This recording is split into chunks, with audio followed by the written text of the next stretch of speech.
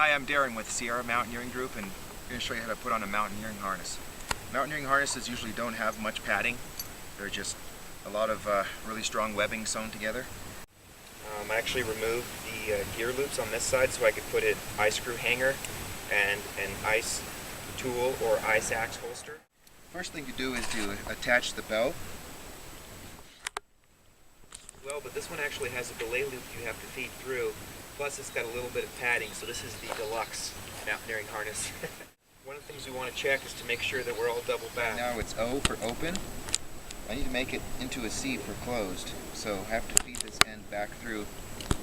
Now it forms a C for closed. But notice how this ring creates an O. That's O for open. Okay, so that's danger. If we look at Terry's harness, hers is actually fed back through itself and it forms a C for closed. So we want all of our harnesses to say closed. Now we need to get the leg loops fed through. So you just clip them up one at a time, making sure you don't have any twists. Leg loops. So if you need to don or doff your pants, or if you need to use the restroom, you can do that. It also has a place for a carabiner to be installed right here. To complete your putting your mountaineering harness on, you want a very large carabiner that's a locking carabiner, something like this. You open the gate, nose is away from you, and you bring that in over the top and rotate it down to the bottom.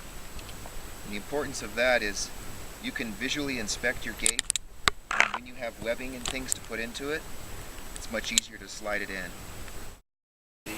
So when we're climbing, we want to double check our partners to make sure that the harness is always in a closed position.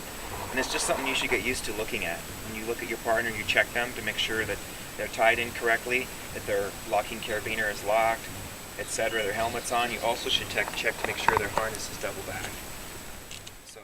The other type of harness that you could use is a rock climbing or ice climbing harness, and this one does not have a drop seat. It's attached and has a little bit more padding, but in certain situations where you're going to be hanging, they'll be more comfortable and will be more usable. Another thing you're going to want almost all the time is a personal leash, so you can attach to your anchor, to your ice axe, what have you.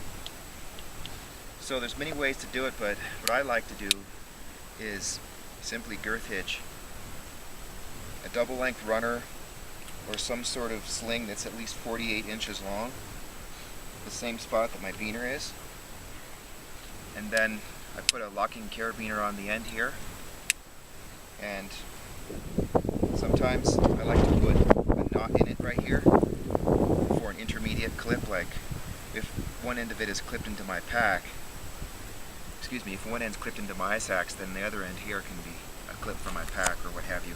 It also helps to shorten it up so that I can put it right here. And I have my personal sling a color that none of my other gear is, so I'll be able to find it easily.